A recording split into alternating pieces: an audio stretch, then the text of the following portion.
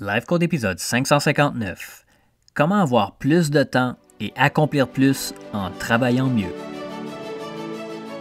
Bienvenue à Life Code, le podcast par excellence pour les gens qui refusent le statu quo et qui aspirent à une vie extraordinaire à tous les niveaux. À chaque épisode, je vous présente une personne inspirante, un concept, un rituel ou une stratégie pour vous aider à créer, exécuter et à réaliser votre propre définition d'une vie exceptionnelle selon vos valeurs et votre propre code. Mon nom est Dr. Charles Leroux et ça commence maintenant. Salut tout le monde, Dr. Charles Leroux ici, bienvenue à Life Code. Merci pour votre temps, merci pour votre présence, merci pour votre écoute et merci pour votre énergie. Et si vous n'êtes pas déjà abonné au podcast, je vous invite à le faire dès maintenant en cliquant sur le bouton s'abonner, que vous soyez sur Apple Podcast, Google Podcast, Spotify ou même YouTube ou Amazon Podcast.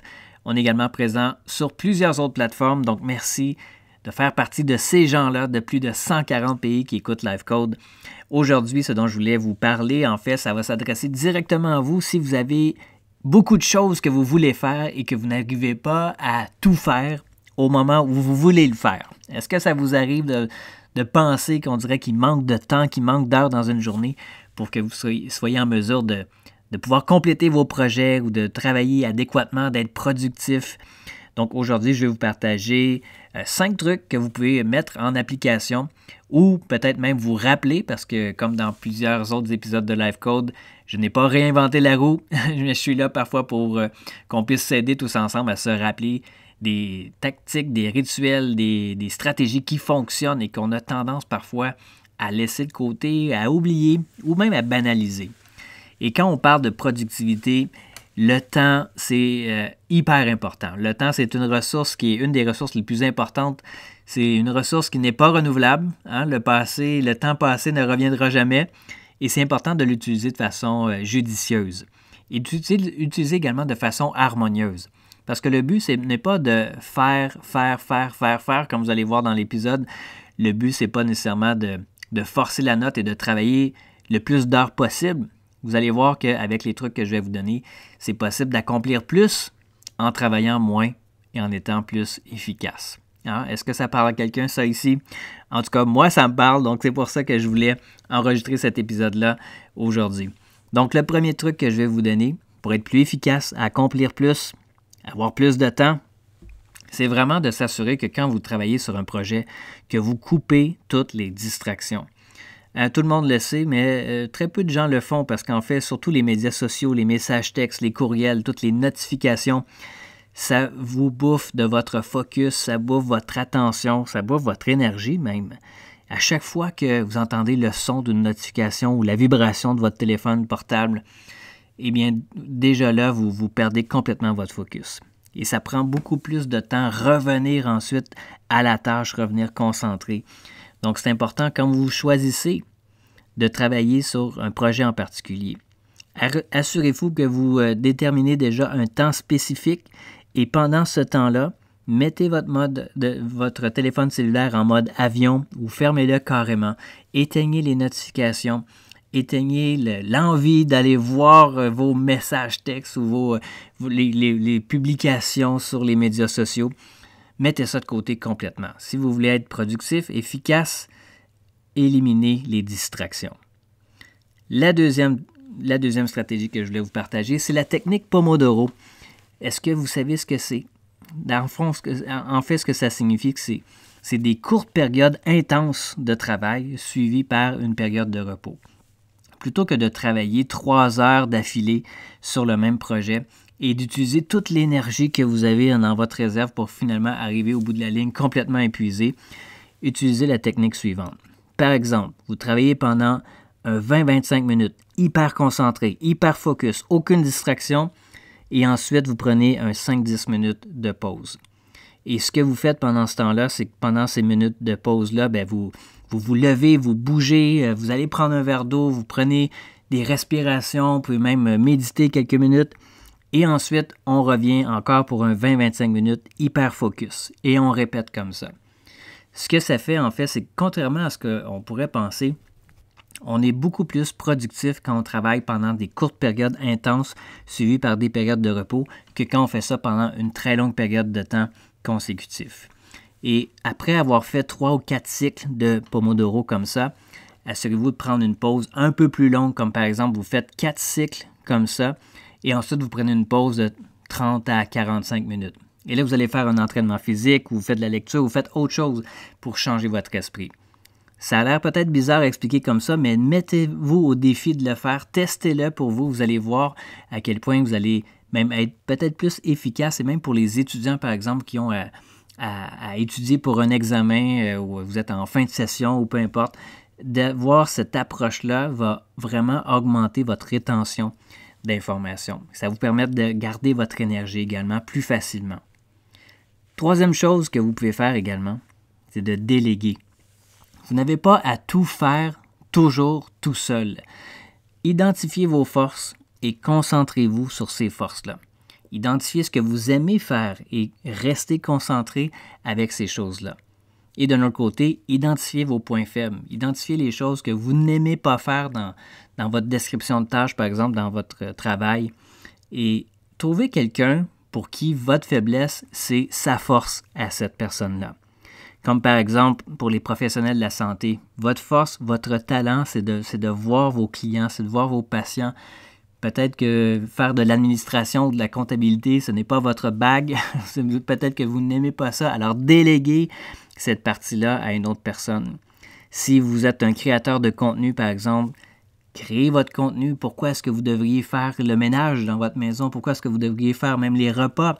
Je lance une idée comme ça, vous n'êtes pas obligé de l'appliquer, évidemment, mais prenez le temps de penser à ce que vous pourriez déléguer pour vous permettre d'être plus concentré sur ce que vous aimez faire, sur ce quoi vous êtes bon, sur vos talents finalement, vos forces.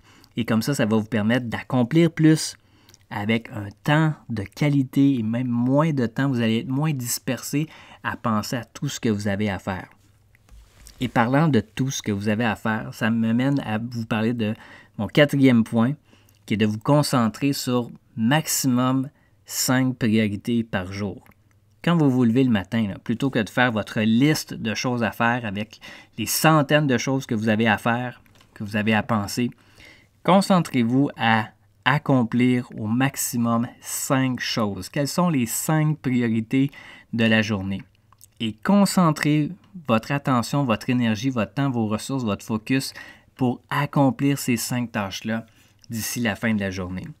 Et si vous n'avez pas réussi à les accomplir, ce n'est pas la place pour la culpabilité ou la honte, mais reportez tout simplement ce que vous n'avez pas réussi à faire au lendemain. Et vous allez avoir encore 5 nouvelles choses. Plutôt que d'ajouter, par exemple, disons que vous avez réussi à faire 4 priorités sur 5, mais vous allez reporter celles que vous n'avez pas fait au lendemain. Et le lendemain, vous allez en ajouter 4 pour en avoir encore une fois un maximum de 5 dans la journée.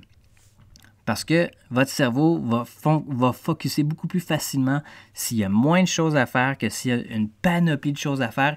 Et de toute façon, si vous avez une to-do list avec 75 ou 100 choses à faire par-dessus, même si c'est moins que ça, mais quand il y en a beaucoup trop, votre cerveau déjà là va se mettre en mode procrastination parce que pour lui, ça va tellement être intense et on sait que c'est probablement irréaliste ce qu'on veut faire dans une journée ou même on a tendance à surestimer ce qu'on est capable de faire dans une journée. Et après avoir passé quelques jours comme ça ou quelques semaines à ne pas avoir réussi à accomplir tout ce qu'on avait écrit sur notre to-do list, non seulement ça peut amener du découragement, ça peut amener de la détresse, ça peut amener ultimement à ce que notre cerveau procrastine parce qu'il ne voudra même pas essayer en sachant très bien que c'est pratiquement impossible de tout réussir à accomplir ce qui est écrit sur notre liste. Donc, priorisez et focusez-vous sur 3, 4, 5 maximum, 5 priorités maximum pour la journée. Et le dernier truc que je vais vous partager, c'est vraiment de compartimenter toutes les choses que vous avez à faire.